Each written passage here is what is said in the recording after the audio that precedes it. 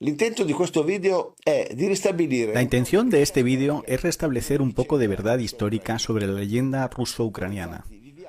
De hecho, vivimos dentro de una narrativa unidireccional, según la cual Vladimir Putin es el único responsable de la situación actual. Putin, nos dicen nuestros medios, es un dictador sanguinario, obsesionado con el deseo de restaurar un imperio que ya no existe, y no duda en invadir, destruir y matar para realizar su sueño. Putin debe ser detenido por las buenas o por las malas. In realtà, se uno ci pensa un attimo, En realidad, si uno lo piensa un momento, esta narración no puede sostenerse tal como es. Solo en los cómics hay un villano que se despierta por la mañana y decide conquistar un mundo formado por gente buena e inocente. En el mundo real, las cosas son un poco más complicadas y las faltas nunca están de un solo lado. il problema è che le nostre televisioni El problema es que nuestros televisores solo nos muestran la guerra en curso, de la mañana a la noche, pero sistemáticamente se olvidan de explicar cómo llegamos a este punto. Y no puedes simplemente mostrarle a la gente los últimos 30 segundos de la película y esperar que entiendan toda la trama. Tienes que contarle toda la historia desde el principio. allora noi ci proviamo. Vamos a intentarlo. Lo haremos de forma resumida, por supuesto, pero al menos intentaremos tocar todos los puntos esenciales de la historia. Después de eso, cada uno puede formarse su opinión. I temi principali da tenere d'occhio Hay dos temas principales a tener en cuenta. Uno es interno a Ucrania, el otro externo. El interno se refiere a la historia del pueblo ucraniano y la profunda división interna que se ha creado en los últimos 100 años entre prorrusos y prooccidentales. l'altro tema è esterno. El otro tema es externo y se refiere a la posición política de Ucrania en el equilibrio internacional. Estar con Rusia, permanecer independiente o estar con Occidente y eventualmente unirse a la OTAN. Per quel che riguarda la storia interna, En cuanto a la historia interna, hay que tener en cuenta que estamos hablando de un país de 44 millones de habitantes, profundamente dividido por fuertes diferencias étnico-lingüísticas. Una parte occidental del país, en amarillo, que habla principalmente ucraniano, y la parte sureste, en rojo, que habla principalmente ruso. En realidad, no hay una línea divisoria clara. Las transiciones son mucho más progresivas. En la zona occidental, que se llama Galicia, se habla ucraniano puro. En el centro se habla un idioma mixto entre ucraniano y ruso. Y a medida que se avanza hacia el sureste prevalece el idioma ruso puro. ma ucraini e russi sono anche due etnie. Pero los ucranianos y los rusos también son dos grupos étnicos diferentes y nunca se llevaron bien. Son principalmente los ucranianos, no todos por supuesto, pero muchos de ellos, los que odian visceralmente a los rusos. Las razones de este odio se remontan a la década de 1930 en el periodo de stalinismo. Dopo la rivoluzione russa, Después de la Revolución Rusa de 1917, Ucrania pasó a formar parte de la Unión Soviética. Esto no se hizo de muy buena gana. De hecho, parte de los ucranianos luchó en el ejército blanco contra los bolcheviques. Pero ganaron los rojos y Ucrania se convirtió en parte de la Unión Soviética. e una delle cose che non Y una de las cosas que nunca fue digerida por los ucranianos fue la nueva política de Stalin, que quería centralizar y distribuir todos los recursos del país. La famosa colectivización, que obligó a los pequeños agricultores locales, llamados kulaki, a ceder las tierras al Estado para dárselas a los koljós, las grandes organizaciones estatales que gestionaban los bienes agrícolas. Esto significaba que Ucrania, rica sobre todo en trigo, se estaba convirtiendo gradualmente en el granero de toda la Unión Soviética. a proprie spese, naturalmente. Por supuesto, a sus expensas. Dado que muchos kulakis se negaron a ceder sus tierras al Estado, Stalin, en 1932, decidió poner fin al problema y lo hizo a su manera. Para castigar a los rebeldes ucranianos, provocó una verdadera hambruna que duró varios años y costó a Ucrania varios millones de muertos, de 4 a 6 según las estadísticas. Esta tragedia es recordada por los ucranianos con el nombre de Holodomor. Confiscaciones violentas de tierras, deportaciones masivas al Gulag, traslados forzosos de familias y pueblos y, por supuesto, la pena de muerte para quienes no aceptaran las órdenes de Moscú. Repito, estos son hechos de hace casi 100 años, pero es importante entender de dónde vienen las raíces de ese profundo odio que aún hoy sienten una parte de los ucranianos hacia Rusia. E infatti, proprio negli anni 30, nasce. De hecho, en la década de 1930 nacieron en Ucrania varias organizaciones pronazis que, naturalmente, permanecieron clandestinas bajo Stalin. Estas organizaciones tienen su sede principalmente en Galicia, la región occidental del país. La más importante de esas organizaciones es la OUN, la Organización de Nacionalistas Ucranianos, fundada en 1929. Uno de los líderes más destacados de la OUN fue Stefan Bandera. Su símbolo era una bandera roja y negra. El rojo representaba la sangre, el negro la tierra. Antirruso, antipolaco y antisemita, Bandera proclamó la superioridad y pureza del pueblo ucraniano, así como los alemanes proclamaron la superioridad y pureza del pueblo ario. Incluso hoy, como vemos, Bandera es considerado el símbolo más importante del nacionalismo ucraniano. Cuando en el 41 las tropas de Hitler lanzan la Operación Barbarroja para conquistar Rusia, tienen que cruzar Ucrania por la ruta sur hacia Stalingrado. Y las tropas nazis en el oeste de Ucrania son bienvenidas como verdaderas libertadoras. Surgen las organizaciones pronazis clandestinas y muchos nacionalistas ucranianos se vuelven colaboradores de los alemanes. Divisiones y batallones enteros están formados por colaboradores ucranianos. La más importante fue la División Galiza, que reclutó hasta 80.000 colaboradores ucranianos. Naturalmente, bajo los alemanes, estos ejércitos tenían las manos libres y llevaron a cabo masacres étnicas en casi todas partes. La masacre más famosa fue la de Babi Yar, cerca de Kiev, cuando 33.000 judíos fueron exterminados en 2 días por las bandas armadas de Bandera OUN.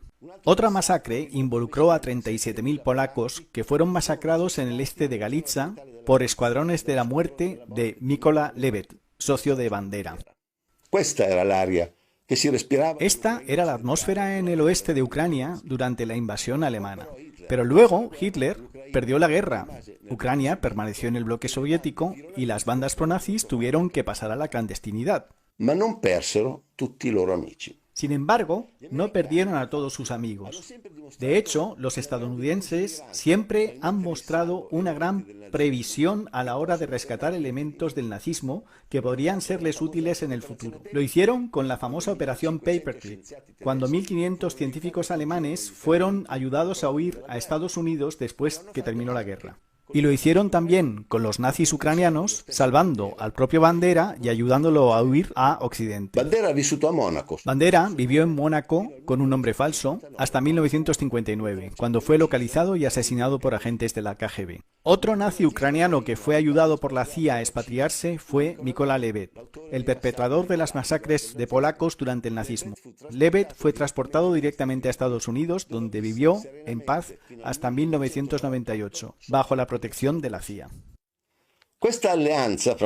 Esta alianza entre la CIA y los nazis ucranianos es muy importante y la volveremos a ver más adelante. La razón por la cual la CIA firmó una alianza con los nazis ucranianos es muy simple. Los utilizaron como fuente local de información clandestina hacia los soviéticos. Tenían espías listos sobre el terreno. Entramos así en la Guerra Fría, que duró desde 1946 hasta la caída del muro de Berlín en 1989. Han sido casi 45 años en los que los dos bloques se han enfrentado claramente en la línea denominada telón de acero. A la derecha, el Pacto de Varsovia, liderado por Moscú. A la izquierda, la OTAN, que obviamente también incluye a Canadá y Estados Unidos. Suecia y Finlandia arriba se mantienen neutrales, al igual que Suiza y Austria en el centro. Yugoslavia, aunque se considera parte del bloque comunista, nunca entró oficialmente en el Pacto de Varsovia.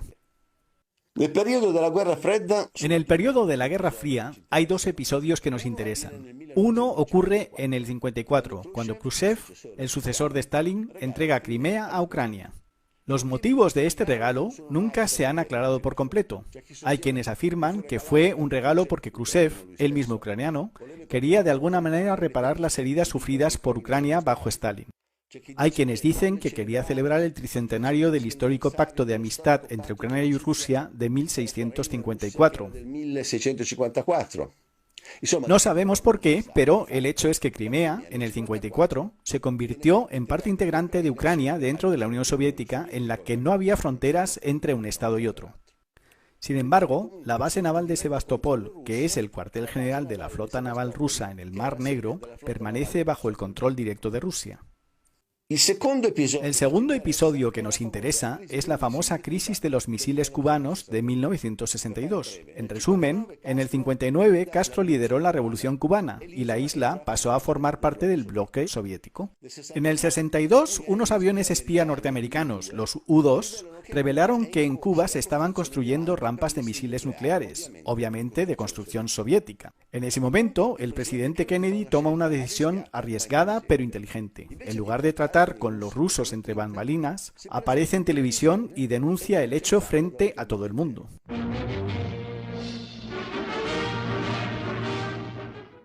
Within the past week, unmistakable evidence has established the fact that a series of offensive missile sites is now in preparation on that imprisoned island. The purpose of these bases can be none other than to provide a nuclear strike capability against the Western Hemisphere. It shall be the policy of this nation to regard any nuclear missile launched from Cuba against any nation in the Western Hemisphere as an attack by the Soviet Union on the United States, requiring a full retaliatory response upon the Soviet Union. Una cosa era certa. Y una cosa era segura. Kennedy estaba absolutamente dispuesto a arriesgarse a la Tercera Guerra Mundial mientras se preparaba para invadir Cuba, si no se retiraban las plataformas de lanzamiento. Sabemos esto por las cintas telefónicas de una conversación de Kennedy con el expresidente Eisenhower durante la crisis de los misiles. Escuchamos el diálogo entre los dos.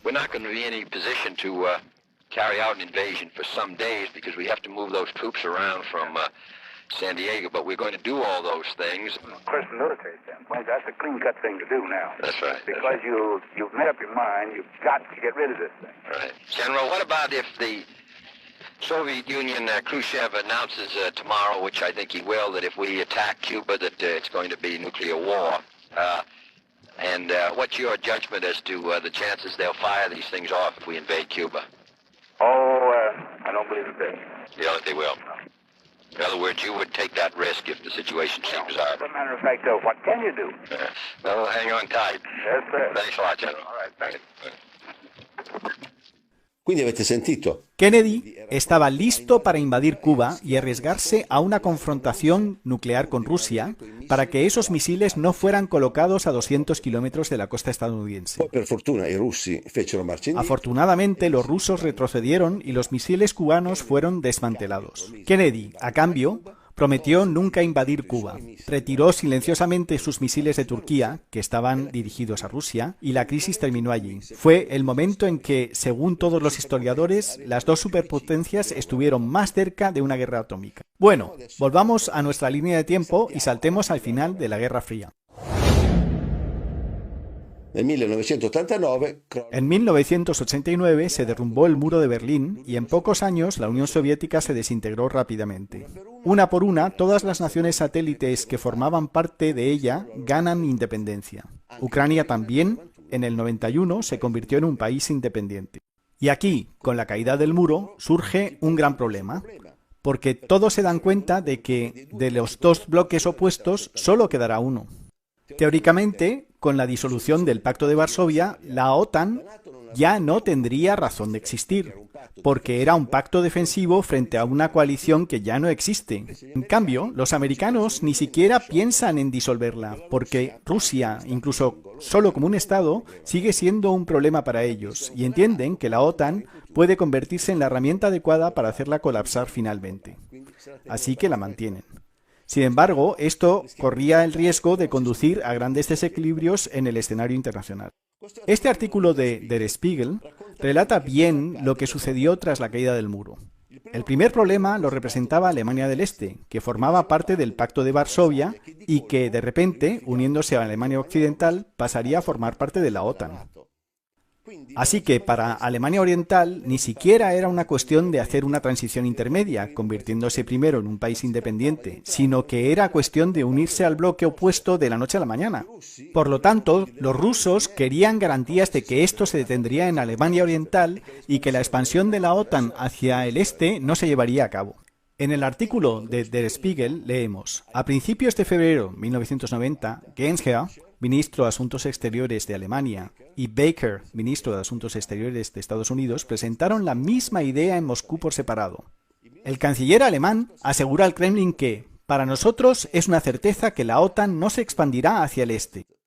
Y este es un concepto general, indicando claramente que iba más allá de Alemania Oriental. El americano, por su parte, ofreció fuertes garantías de que la jurisdicción de la OTAN y sus fuerzas no irían al este. Cuando Gorbachev dijo que una expansión de la OTAN era inaceptable, Baker respondió: en eso estamos de acuerdo. El presidente de los Estados Unidos, George H.W. Bush, dijo: no tenemos intención, ni lo pensamos, de dañar a la Unión Soviética de manera alguna. El presidente francés, François Mitterrand, le dijo a Gorbachev que personalmente estaba a favor de un desmantelamiento gradual de los bloques militares. El secretario general de la OTAN, Manfred Wörner, expresó más tarde su clara oposición a una expansión de la Alianza Occidental. El mensaje era claro. Si Gorbachev consentía en la reunificación de Alemania dentro de la OTAN, Occidente intentaría construir una arquitectura de seguridad occidental que tuviera en cuenta los intereses de Moscú. Y así, en el 91, Alemania se reunifica, con Berlín como capital, y sigue siendo parte integral de la OTAN. El pacto solo verbal, no escrito, es que la OTAN no se expandirá más hacia el este. Más tarde, muchos de los participantes en estas reuniones se volverían olvidadizos y ya no recordarían lo que habían dicho. Pero en ese momento el trato estaba claro para todos y eso es lo que hemos descrito. El problema es que en Estados Unidos los neoconservadores iban llegando poco a poco al poder, y con ellos se hizo predominante la filosofía que los quería como única fuerza dominante en el nuevo siglo que estaba por comenzar, lo que llamaron el nuevo siglo americano. Naturalmente, dal loro punto di vista. Por supuesto, para ser la única fuerza dominante, Rusia tenía que estar permanentemente fuera del camino. En el ahora muy famoso documento titulado Reconstruyendo la Defensa de América, los neoconservadores escribieron: Estados Unidos es hoy la única superpotencia del mundo que reúne un potencial militar predominante, un liderazgo tecnológico global y la economía más grande del mundo. Además, Estados Unidos lidera un sistema de alianzas de hecho, la OTAN, que incluye a todas las naciones democráticas más importantes del mundo. En este momento, Estados Unidos no tiene rival en el mundo.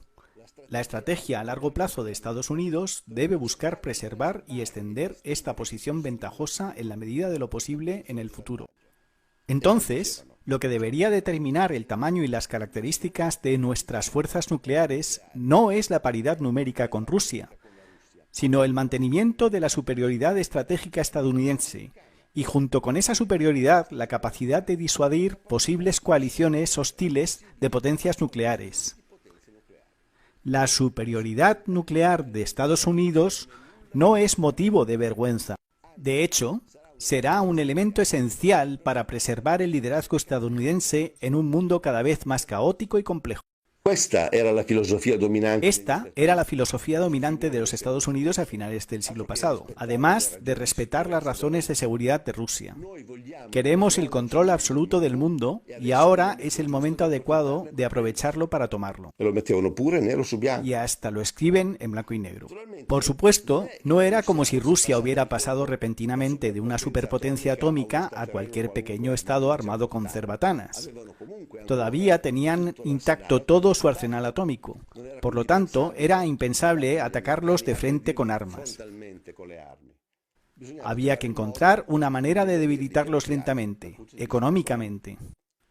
Y para debilitarlos económicamente, los estadounidenses tienen dos formas principales. Una es forzar a un gasto militar cada vez mayor, la otra es imponerles sanciones económicas siempre que surja la posibilidad. Para imponerles un gasto militar exorbitante, deben estar rodeados por todas partes de bases militares con misiles dirigidos a Moscú. De esta manera, no solo los amenaza físicamente, sino que también los obliga a gastar enormes sumas desde un punto de vista militar para implementar contramedidas. A esto se referían los neoconservadores cuando hablaban de mantener la superioridad estratégica estadounidense. Continuar colocando más y más misiles para obligar a los rusos a un avance infinito, lo que los doblegaría económicamente. Y de hecho, hablando de blanco y negro, en 1997 se publicó el famoso libro de Zbigniew Brzezinski, El gran tablero de ajedrez, es decir, el gran tablero de ajedrez, la primacía americana y sus imperativos geoestratégicos. En él se plantea que la estrategia futura de los Estados Unidos se modela claramente frente a Rusia, atraer y acercar a Occidente uno a uno a los distintos países del antiguo Pacto de Varsovia para acercar a Rusia con una especie de cordón sanitario cada vez más amenazante y preocupante para ellos. Esta filosofía de provocar y far innervosire i russi. Esta filosofía de provocar y molestar a los rusos fue claramente expresada por un senador estadounidense, un tal Joe Biden, ya en 1997. Escuche a Biden decir cómo una forma de provocar una reacción vigorosa y hostil de los rusos sería admitir a los estados bálticos en la OTAN. Y mire la sonrisa socarrona con que lo dice. I think the one place where the greatest consternation would be caused in the short term for admission, having nothing to do with the merit and preparedness of the country to come in, would be to admit the Baltic states now in terms of NATO-Russian, U.S.-Russian relations. And if there was ever anything that was going to tip the balance, were it to be tipped in terms of a vigorous and hostile reaction, I don't mean military, in Russia, it would be that. Y de hecho, contrariamente a los compromisos adquiridos con los rusos en el 91, en 1999 Hungría, Polonia y República Checa ingresaron en la OTAN. En 2004 también entraron Estonia, Letonia, Lituania, Eslovaquia, Rumanía y Bulgaria. Faltaba lo más destacado para completar el cerco: Ucrania. ¿Y qué pasa en Ucrania en 2004? Guarda caso. Casualmente, la primera revolución de color, financiada por Estados Unidos para intentar llevar también a Ucrania al ámbito occidental. De hecho, desde su independencia en 1991, Ucrania se ha mantenido neutral. Mantuvo relaciones tanto con Occidente como con Rusia, pero nunca había estado demasiado desequilibrada ni de un sentido ni de otro. Pero en 2004 son las nuevas elecciones, en las que se presentan dos candidatos, el prorruso Viktor Yanukovych y el pro-occidental Viktor Yushchenko. En realidad, Yushchenko era algo más que un pro-occidental. Era el candidato elegido y apoyado por Estados Unidos. Solo piense que su esposa, Katerina Yushchenko, había trabajado en la Casa Blanca con Ronald Reagan y luego se había convertido en una alta funcionaria del Ministerio de Asuntos Exteriores de Estados Unidos.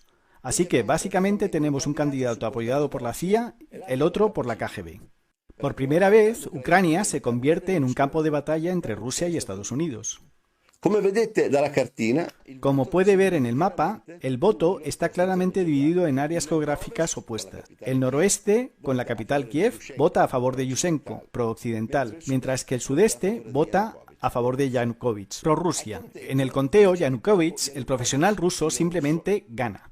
Pero a algunos no les gusta eso. En Kiev, la gente impugna el resultado y sale a la calle a protestar. Es la primera plaza de Maidán, la de 2004. La llaman Revolución Naranja. Después de un mes, la Corte Suprema cancela el resultado electoral y convoca nuevas elecciones.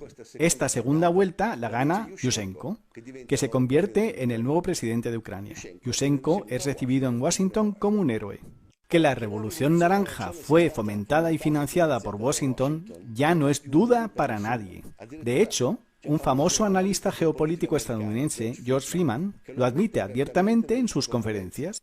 The United States had staged a series of colored revolutions throughout the Russian periphery, one of which was in the Ukraine, the Orange Revolution.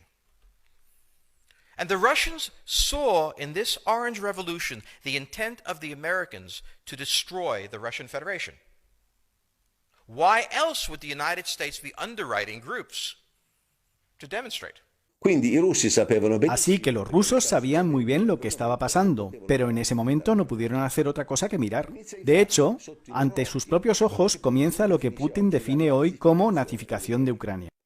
Una vez que llega a la presidencia, Yushchenko elige como primera ministra a Yulia Timoshenko, una extremista de derechas que odia visceralmente a los rusos. A la sombra de Timoshenko florecen varios líderes de extrema derecha, como Arseniy Yatsenyuk, del mismo partido que Timoshenko, Vitaly Klitschko, del partido ultraderechista UDAR, Oleg Tianivok, del partido neonazi Svoboda.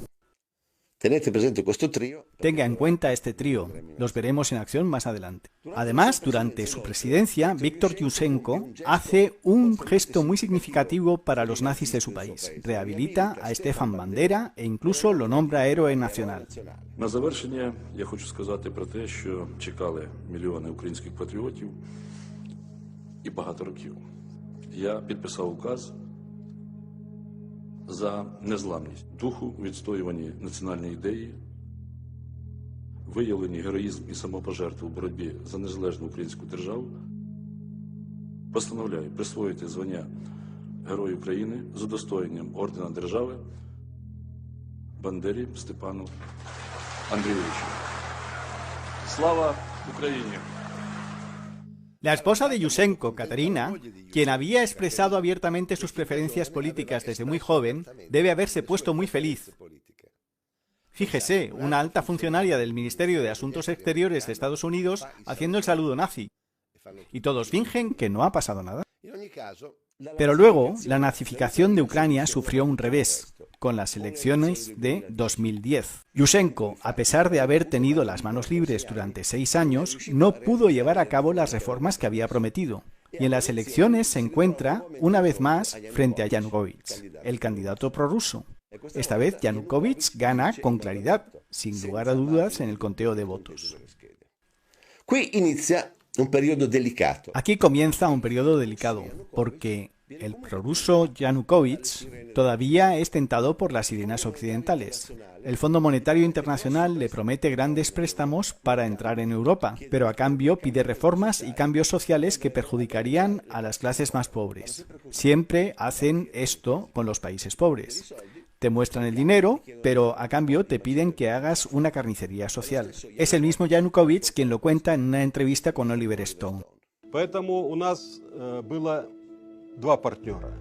Прежде всего мы рассчитывали на Международный валютный фонд. Но Международный валютный фонд на протяжении года, когда мы вели переговоры, нам предлагал неприемлемые для нас варианты решения.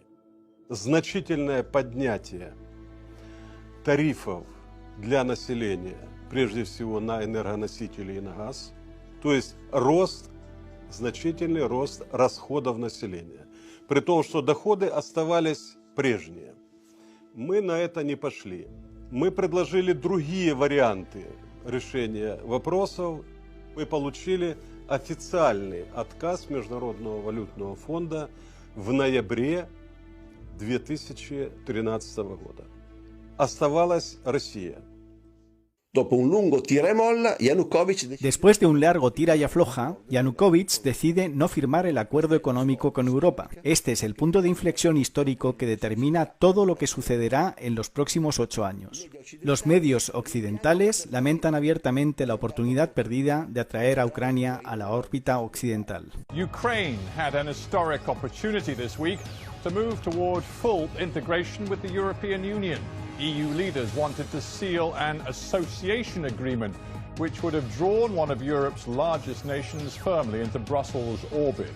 But Ukraine's president walked away from the deal in favor of closer ties with Russia. Comienza la preparación para el golpe de Estado. El diputado ucraniano Tsarov denuncia en el Parlamento la operación TechCamp, gestionada por la embajada estadounidense en Kiev para organizar y liderar el levantamiento popular a través de las redes sociales.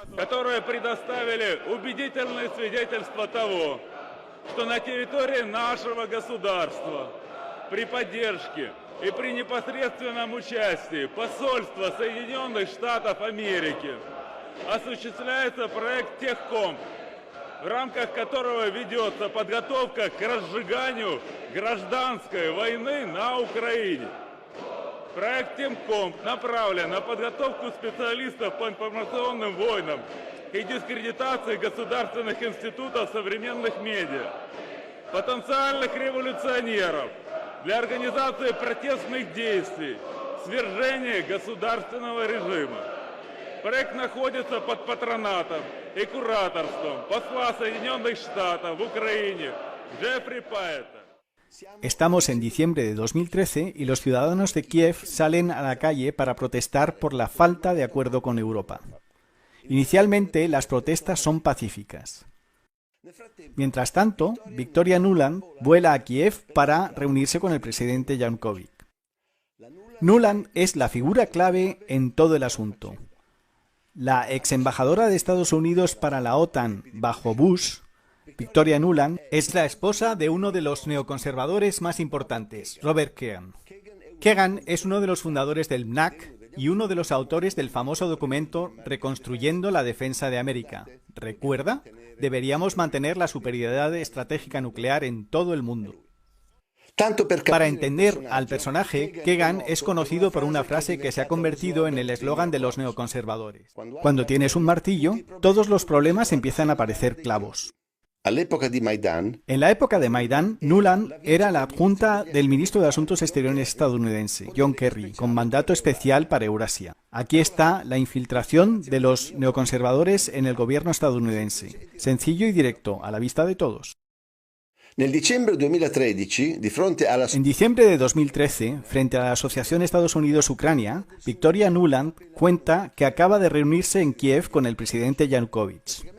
Prácticamente Nuland le dijo: hemos estado trabajando durante 5 años para traer Ucrania a Occidente y ya hemos gastado $5.000 millones. Debes firmar el acuerdo con Europa, de lo contrario no hay futuro para ti. It was a tough conversation, but also a realistic one. The United States believes there is a way out for Ukraine, that it is still possible to save Ukraine's European future, and that is where we wanted to see the President lead his country. It would be a huge shame to see 5 years' worth of work and preparation go to waste if the AA is not signed in the near future.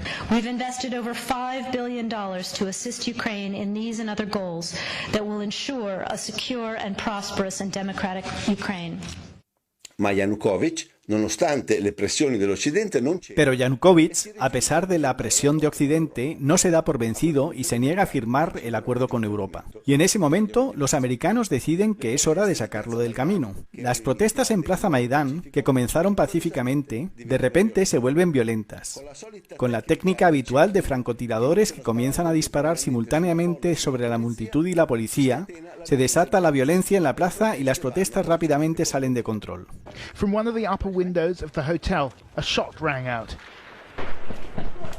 Up there, okay, yeah, our hotel. That window, 1, 2, 3, 4, fifth row from the left, second from the top, one that was open. From the very early morning, unidentified shooters opened fire on the protesters and on law enforcement. And this was a point of no return to Ukraine as we know it. Obviamente, en poco tiempo la Plaza Maidán se convierte en un baño de sangre donde todos disparan a todos y nadie entiende nada.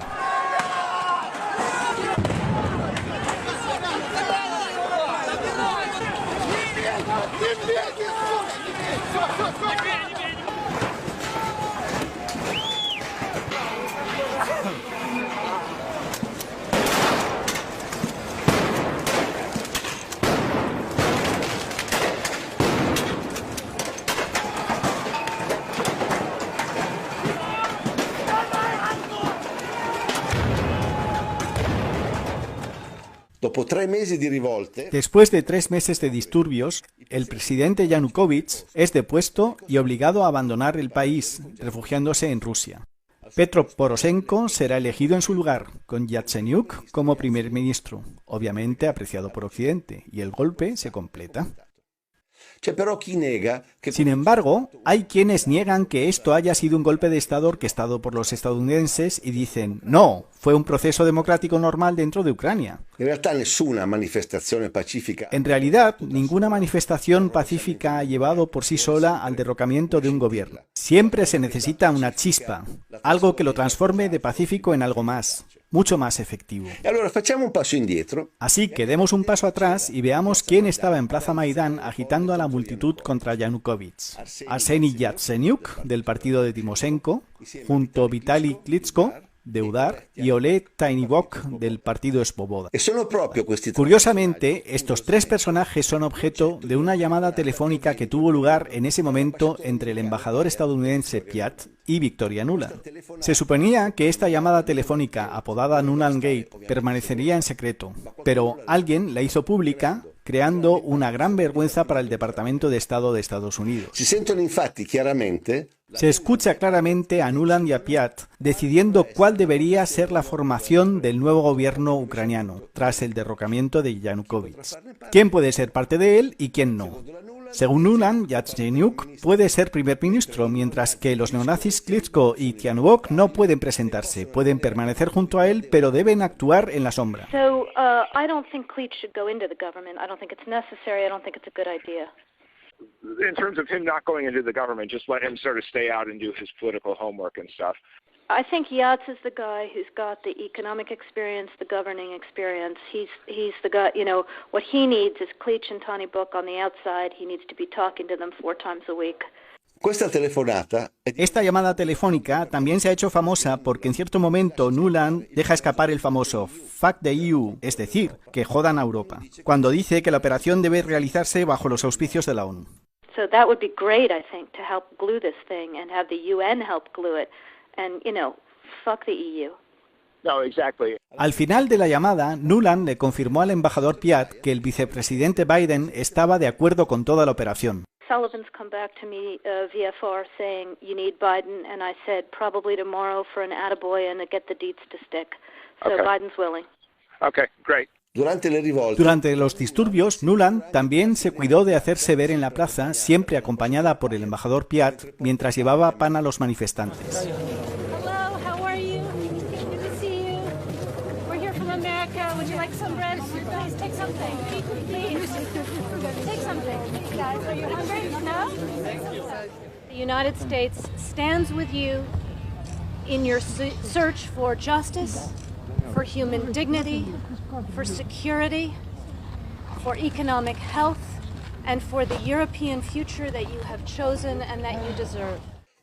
Otro que sintió gran necesidad de visitar Ucrania en ese momento fue el senador estadounidense John McCain. I'm Senator John McCain, and it's always a pleasure to be back in Ukraine. McCain no tiene el más mínimo problema para arengar a la multitud en la plaza como si estuviera en su casa. This is about the future you want for your country. This is about the future you deserve. Thank you. Thank you.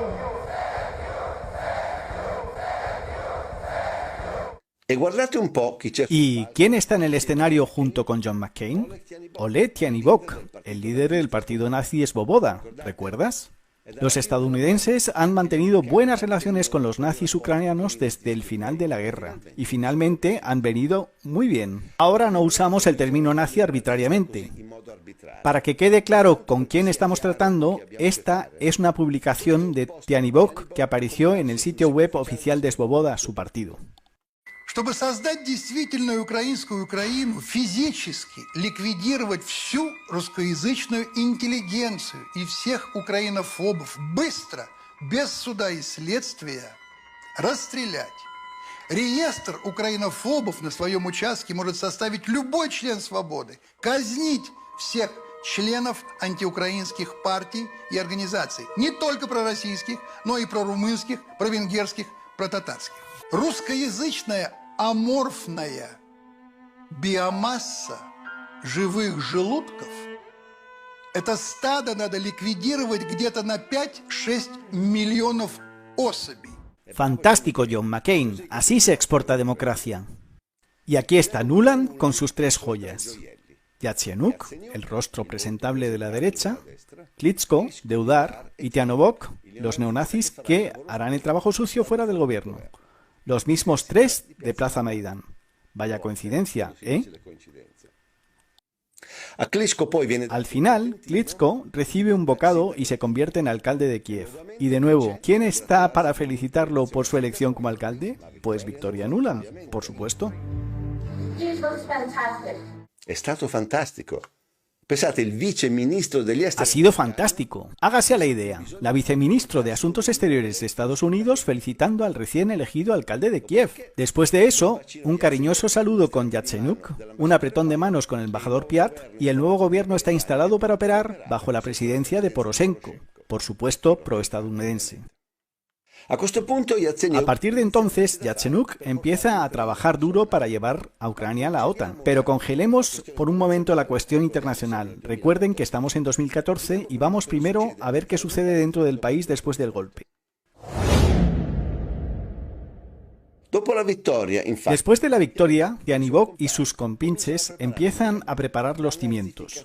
La nazificación de Ucrania y el odio a los rusos estallan sin más frenos. Las estatuas de Lenin son demolidas en varias ciudades ucranianas.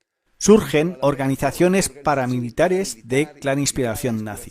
La más llamativa es Pravý Sektor, sector derecho, que desempolva la vieja bandera rojinegra de los primeros nazis ucranianos.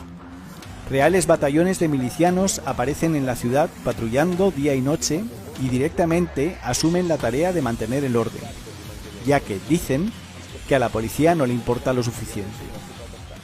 К сожалению, полиция не справляется со всеми проблемами, которые существуют в нашей стране.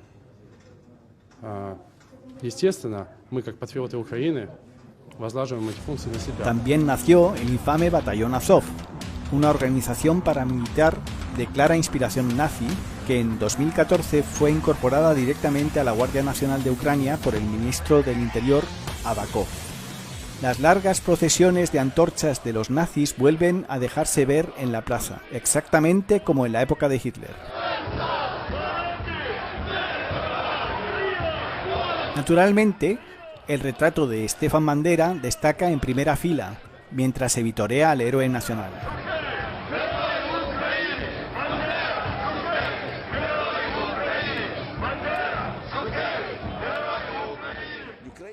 Los ucranianos nazis de la Segunda Guerra Mundial reciben ceremonias especiales de entierro, mientras que los soldados ucranianos con uniforme nazi los tratan como héroes.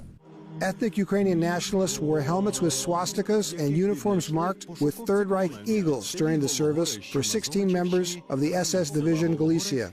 The ceremony took place in the western Lviv province. Some veterans were present.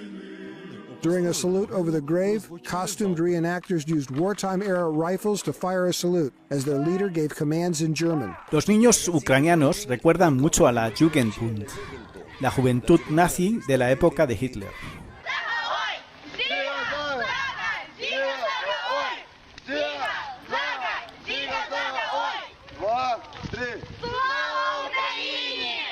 En las manifestaciones, los niños ucranianos patean la bandera rusa. En las escuelas se enseña que los niños con apodo ruso no son verdaderos ucranianos y que deben ser segregados y enviados a casa.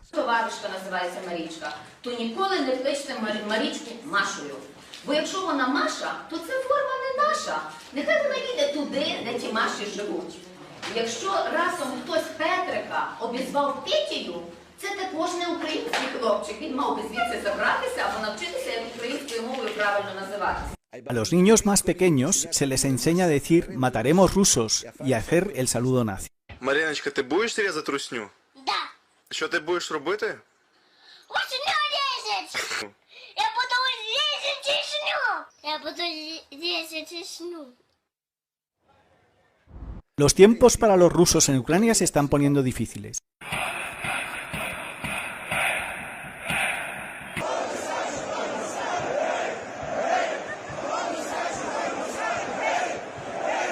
Escuche el programa del presidente Poroshenko para sus conciudadanos de habla rusa. У нас работа будет, у них немає. У нас работа будет, у них нет. У нас пенсии будут, у них нет. У нас поддержка людей, детей и пенсионеров будет, а у них нет. У нас дети пойдут в школы и детские сады, а у них они будут сидеть по подвалам, потому что они ничего не умеют делать. Вот так, именно так мы выиграем эту войну. Y esta es Yulia Timoshenko, que volvió a las calles tras pasar 3 años en prisión por abuso de poder. Escuche los programas humanitarios que tiene en mente para sus conciudadanos rusos. Брать оружие в руки и идти мочить этих, кацапов чертовых вместе с их руководителем. Я подниму весь мир, как только смогу, для того, чтобы, просто от этой России не осталось даже выжженного поля. Их расстреливать из атомного оружия. Este es el ambiente en Kiev después del golpe de Maidán. En ese momento, los rusos de Crimea, que son el 98% de la población, entienden la indirecta y eligen separarse inmediatamente de Ucrania y regresar a Rusia. Recuerde, Crimea siempre ha sido rusa, pero fue donada por Khrushchev a Ucrania por razones que nunca se aclararon. En marzo de 2014, los habitantes de Crimea organizan un referéndum en el que rechazan la autoridad del gobierno golpista de Kiev y votan por el regreso a Rusia. El referéndum transcurre en paz y el sí gana por porcentajes abrumadores. El 96,77% de los votantes optan por regresar a Rusia. Esta es una residente de Sebastopol después de la votación. Сегодня, как у всех севастопольцев, ощущение праздника. Праздника воссоединения с нашей истинной родиной России. В принципе, мы никогда от нее и не отходили, и себя также и чувствовали. Este movimiento obviamente enfurece a los occidentales, que acusan a Putin de organizar un referéndum falso para llevar a cabo una anexión de facto.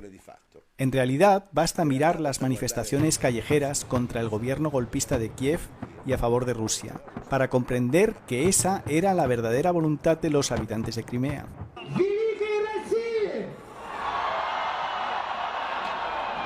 Since the beginning of the Russian invasion, this is the day these people have been waiting for. They've just announced that enough people have voted for the referendum to count, and there's no doubt in anyone's mind here that the vote has been for joining Russia.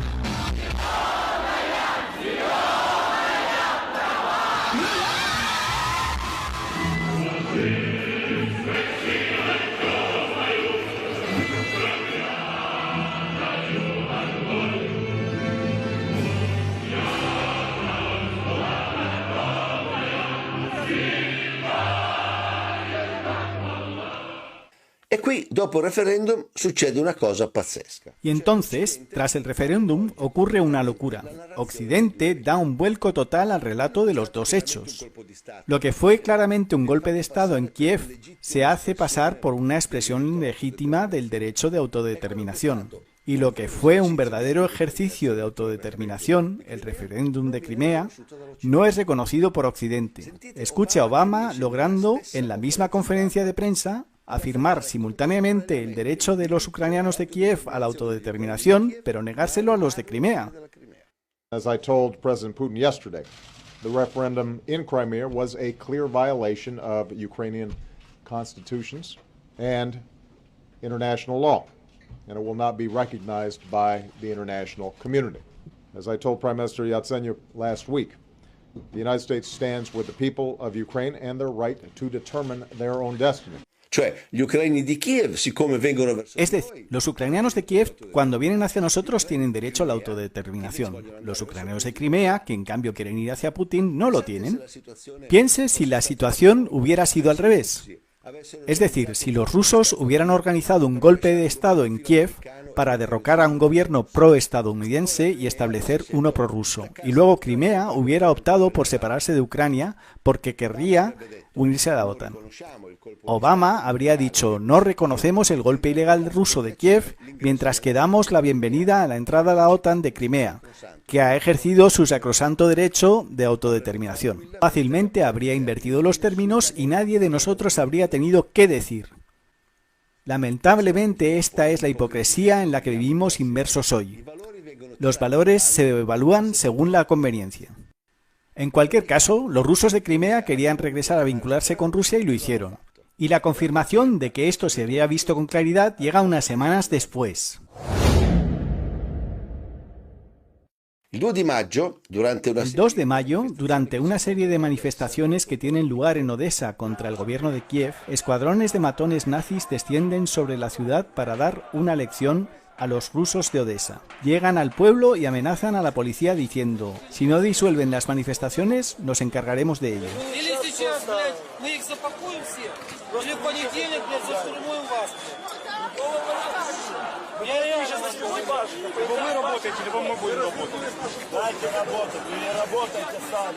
Entonces los policías son ahuyentados de mala manera y entienden que no hay lugar para ellos en la plaza.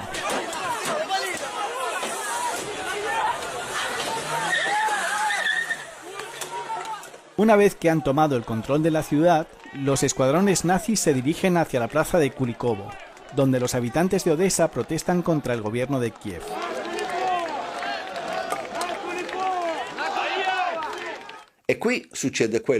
Y aquí sucede lo que ha pasado a la historia como la masacre de Odessa.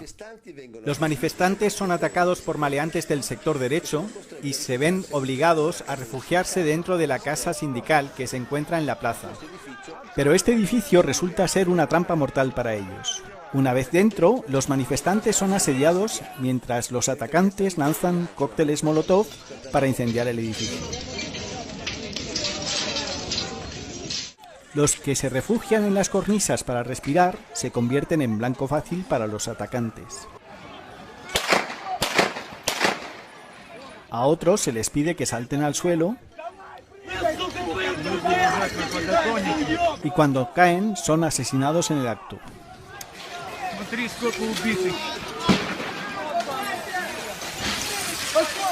Al final, los matones de Kiev entran en el edificio y masacran a todos los que encuentran con vida.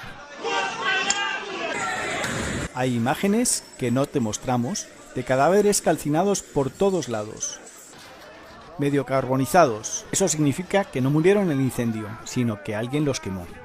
Otras imágenes muestran a una mujer embarazada atada a una mesa y estrangulada con un alambre de hierro.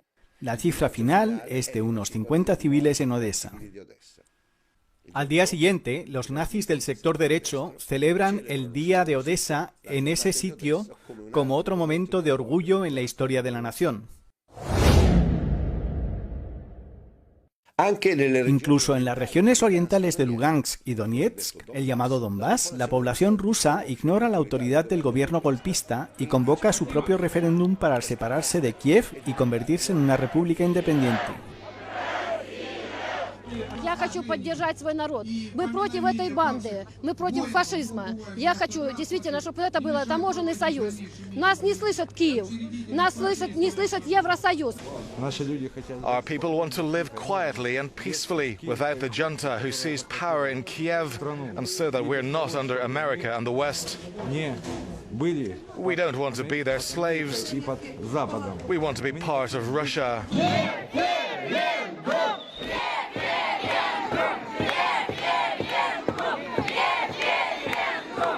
Pero ni siquiera tienen tiempo de contar los votos, ya que los tanques llegan desde Kiev.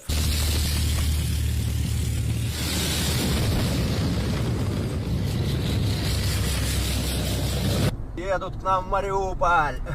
Пидорасы, сука. Ла, сколько их, ничего себе. Так, блядь, что там, ящики какие-то, блядь, везут, да? Ракеты, что ли? О, Катюша, блядь, ёбаные, сука. Это град, блядь, ёбаный. Че град, че Катюша, разница, блядь. А что не собираются, сука, уёбки, блядь?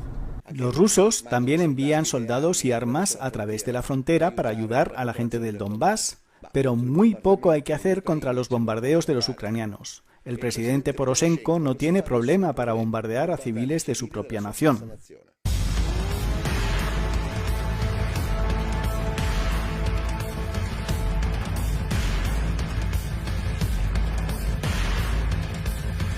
Стреляли самый центр южных кварталов, где самое большое скопление людей. Пожалуйста, посмотрите, что это. Это была моя квартира. Я несколько дней назад вывезла детей отсюда. Так бы мои дети погибли. Которыми можно выразить все это негодование, весь этот страх, всю эту необъяснимость ситуации. Вот посмотрите, Это лицо нашего президента Порошенко. Не нашего, но президента Порошенко. Мои дети до 7 колен. Будь ты проклят, Порошенко. Жить уже нельзя так. Просто нельзя. Помогите. Кто это может? Помогите нам. Сколько можно? Luego vinieron los neonazis del sector derecho que se unieron al batallón Azov para realizar una limpieza étnica en el Donbass. Разом ми придушимо антидержавний заколот і відновимо територіальну цілісність нашої батьківщини. Слава Україні!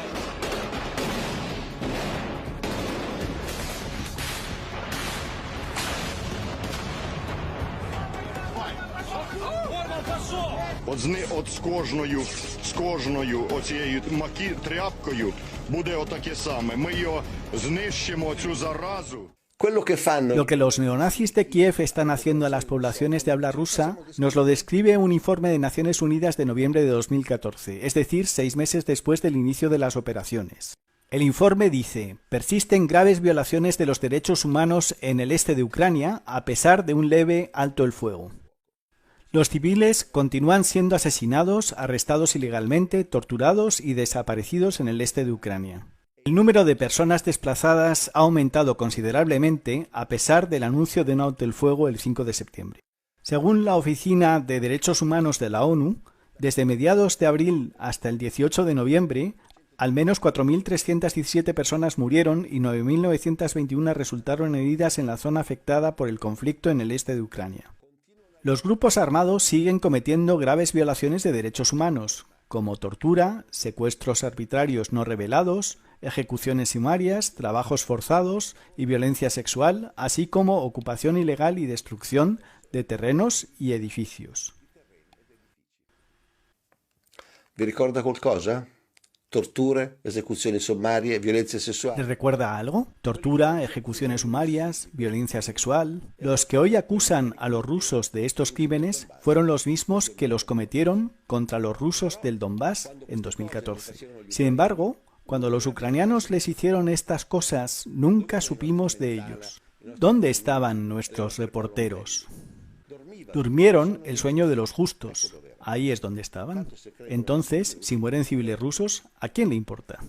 Y hablando de acusar a otros de la inmundicia que haces, mira esta foto.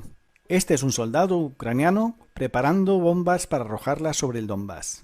En las viñetas está escrito en ruso los mejores deseos para sus hijos. Y estas bombas se fotografían a la salida, no a la llegada, para que sepamos de dónde vienen. En Donetsk hay un cementerio especial llamado la Avenida de los Ángeles, donde fueron enterrados más de 250 niños asesinados por las bombas de los ucranianos de Kiev, todos entre 6 y 9 años. Y todo esto no terminó en 2014, sino que continúa hasta el día de hoy. Ni siquiera con la llegada de Zelensky las cosas mejoraron para los rusos del Donbass. De hecho, en mayo de 2019, Zelensky vence a Poroshenko en las elecciones y se convierte en presidente. Primero, Zelensky promete poner fin a la guerra del Donbass. Lo dejó claro en su primer discurso en el Parlamento. Найперше завдання – припинення вогню на Донбасі.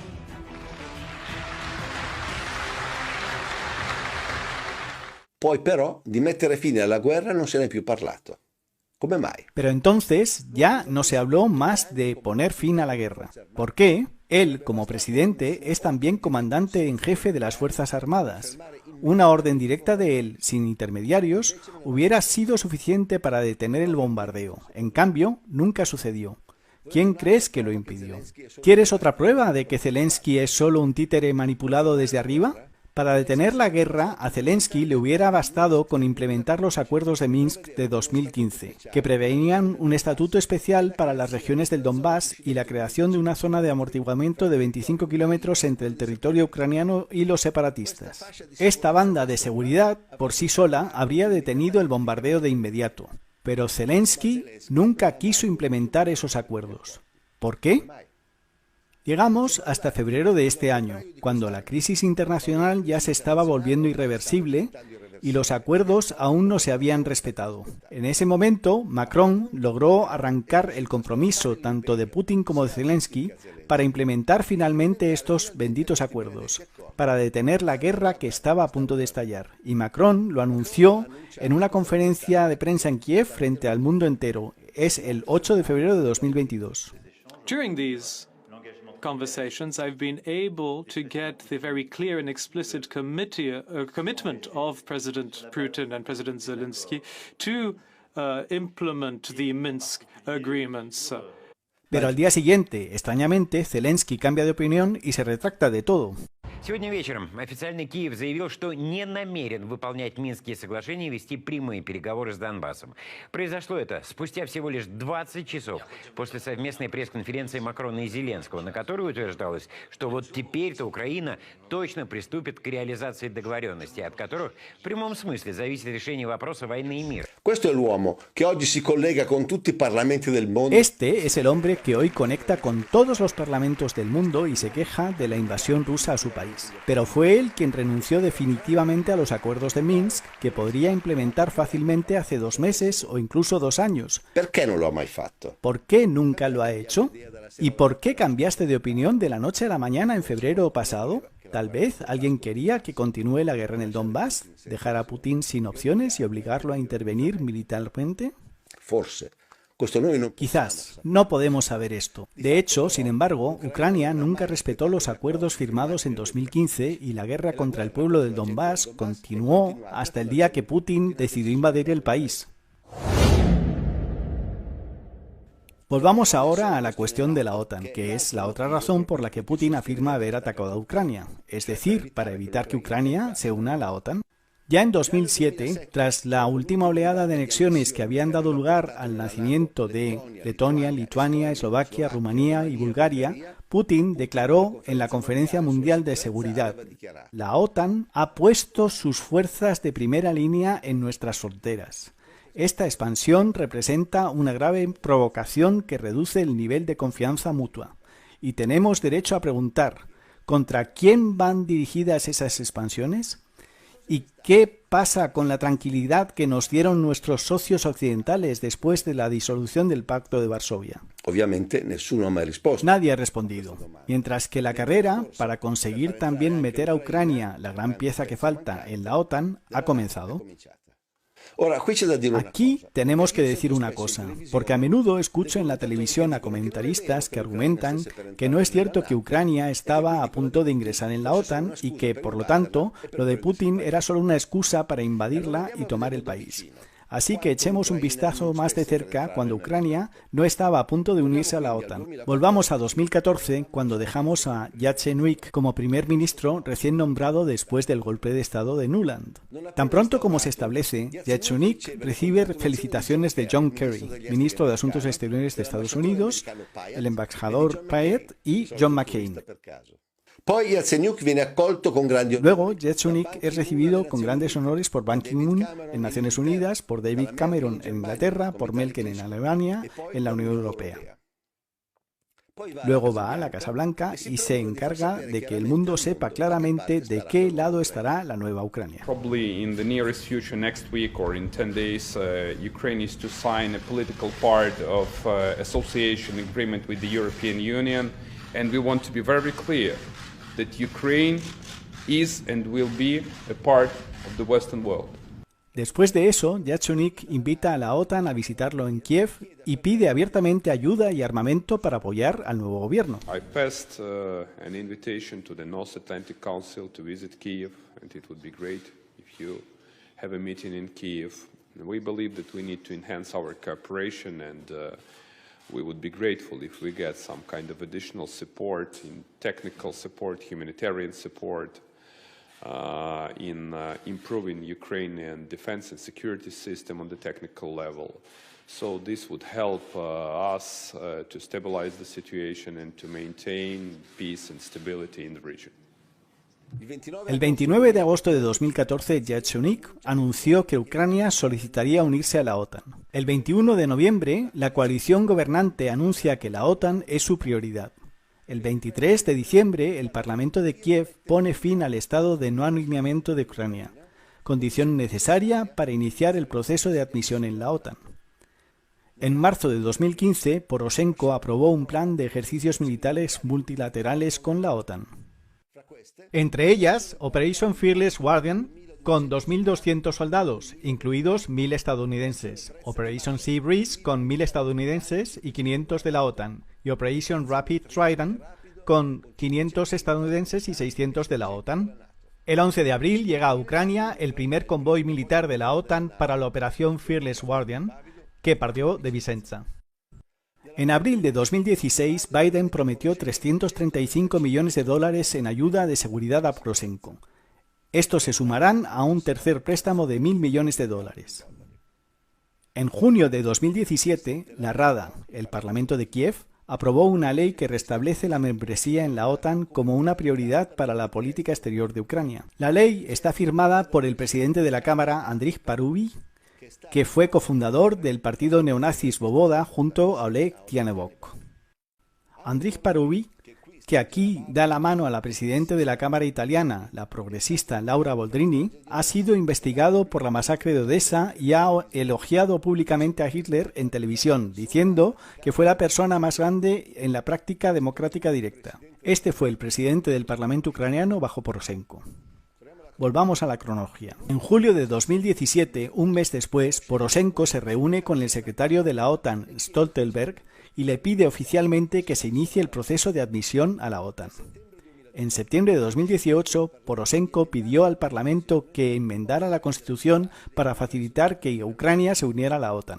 El 7 de febrero de 2019, el Parlamento aprobó los cambios necesarios a la Constitución y confirmó el camino de Ucrania hacia la Unión Europea y la OTAN, con un total de 334 votos a favor de los 385 votos. El 21 de febrero entra oficialmente en vigor la enmienda a la Constitución que prevé la adhesión a la Unión Europea y a la OTAN. En mayo de 2019, como ya hemos dicho, Zelensky gana las elecciones y ocupa el lugar de Poroshenko. Zelensky continúa el camino trazado por su antecesor. Recién elegido, Zelensky vuela a Bruselas y se reúne con Stoltenberg, secretario de la OTAN. En julio de 2020, la OTAN otorga a Ucrania el estatus de socio con mayores oportunidades. En septiembre de 2020, el presidente Zelensky aprueba la nueva Estrategia de Seguridad Nacional, que prevé el desarrollo de la asociación especial con la OTAN con el objetivo de convertirse en miembro.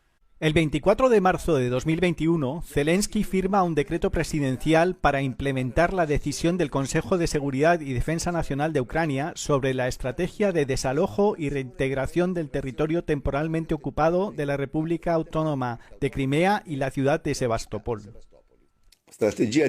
La estrategia de desalojo y reintegración territorial significa recuperar militarmente Crimea y Sebastopol. En mayo de 2021, el senador estadounidense Chris Murphy visita Kiev y se encuentra con Zelensky. Luego anuncia que abrir el camino de acceso a Ucrania sería el siguiente paso lógico hacia la membresía en la OTAN. Un mes después, en la cumbre de Bruselas, los líderes de la OTAN reconfirmaron la decisión tomada en 2008, en la cumbre de Bucarest, de que Ucrania se convertiría en miembro de la alianza, siendo el plan de adhesión parte integral del procedimiento. El 28 de junio de 2021, Ucrania y la OTAN lanzan un ejercicio militar conjunto en el Mar Negro.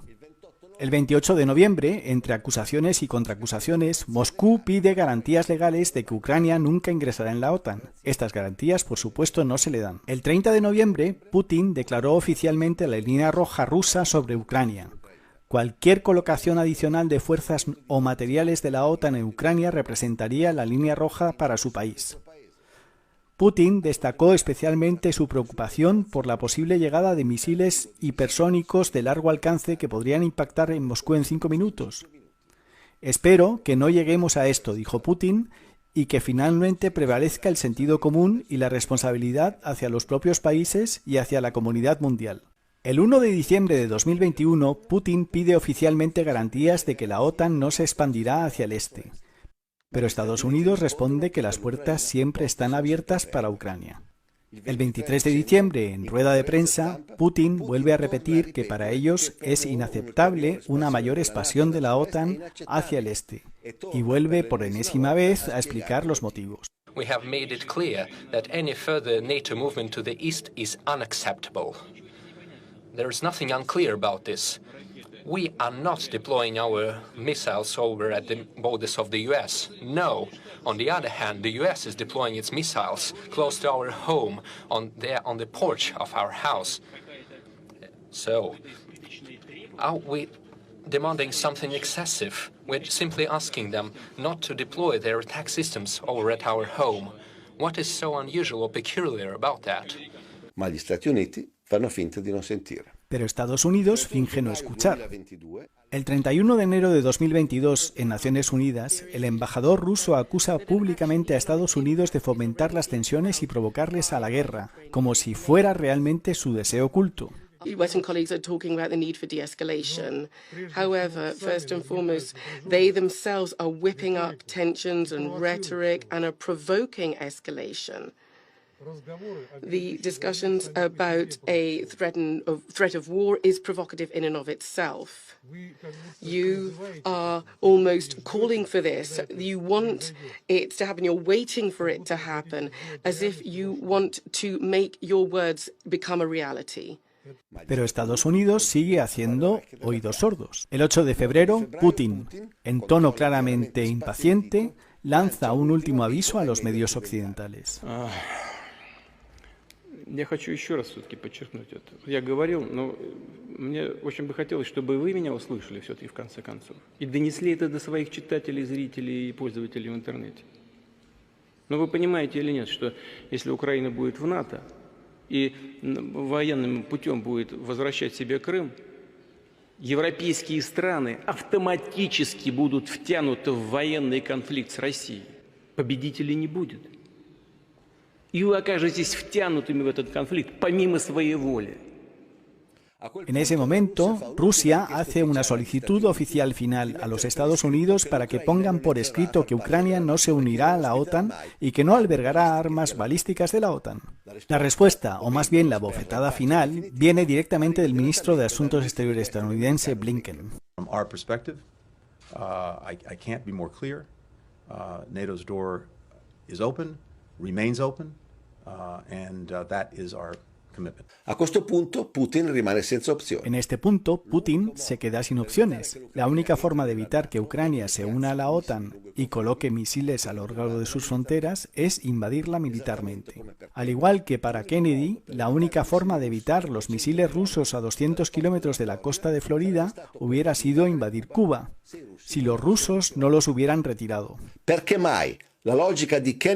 ¿Por qué la lógica de Kennedy estaba justificada mientras que la de Putin hoy no lo estaría? Alguien aún tiene que explicar. Entre otras cosas, lo que Putin ha estado pidiendo durante años es que Ucrania no se una a la OTAN, y es precisamente lo primero que Zelensky estuvo dispuesto a conceder después de que comenzara la guerra. Zelensky ha repetido más de una vez que hay que aceptar que de lo que entremos en la OTAN no hay que hablar. Entonces hay que hacer un razonamiento. Si esta concesión se hubiera dado de inmediato, es decir, si Rusia hubiera recibido las garantías que siguió pidiendo hasta mediados de febrero, probablemente esta guerra nunca se hubiera producido. Pero Estados Unidos se ha negado rotundamente a dar esta garantía y lo ha hecho de una forma claramente provocadora.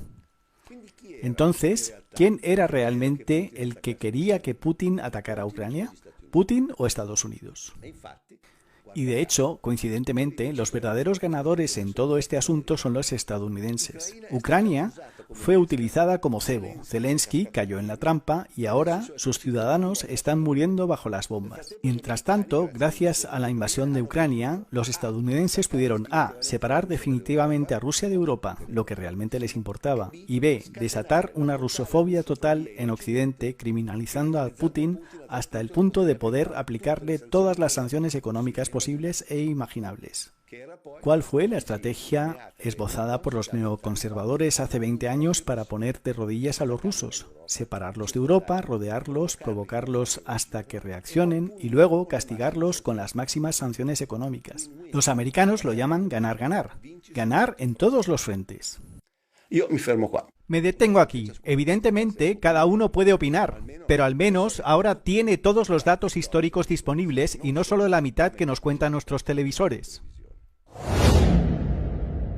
Me gustaría concluir con una cita de Otto von Bismarck, el canciller alemán de finales del siglo XIX, que conocía muy bien a los rusos. Conozco 100 formas de sacar al oso ruso de su guarida, dijo Bismarck, pero ni siquiera conozco una para traerlo de vuelta.